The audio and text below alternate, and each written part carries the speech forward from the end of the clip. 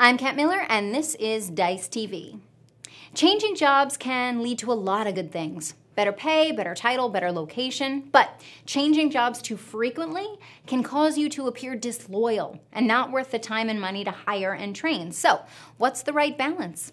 How frequently should you change jobs, and when's the best time to do it? First thing to consider here is your personal life. You can't ever change jobs without looking at the bigger picture. What's going on at home? Do you have big changes going on that you'll need to attend to? It's imperative to make sure the timing is right on the home front before you make any decisions. Next, consider emotional and relational factors. What are your relationships like at work? Do you agree with the company's direction, the company's values? How important are these factors to you? These choices are all highly personal, and you'll need to decide for yourself how significant they are to you. Once you've evaluated the personal elements that will factor into a change, now you can start to think more in terms of strategy, beginning with tenure. How long have you held your current position? Have you been there long enough or too long? It typically takes about 3 years to master your specific job, and after that point, learning tends to slow. So after around 3 years, you should consider either moving up or moving on. But bear in mind, that's just a guideline, not a rule. Do you still feel like you're learning in your role, or do you feel like you've learned most of what you can and would get more out of tackling something new?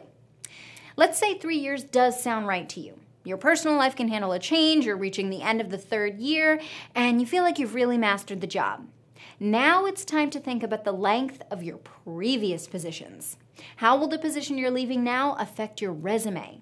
If you have a history of holding jobs for a year, year and a half, it may be better to hang on a little longer or focus on an internal promotion rather than a complete change. Even though 3 years is typically a long enough commitment to avoid job hopper status, it might be more beneficial to show that you've stayed with the company a little longer than that. Another factor to look into is how a change would affect your benefits and finances. What happens with your healthcare, your family's healthcare, 401k? Can you time your job change strategically to get the most out of these? For some, benefits may not seem like a top concern, but it's important to make sure you understand your plans and aren't going to jeopardize your entire family's healthcare unnecessarily. Ultimately, the decision's up to you.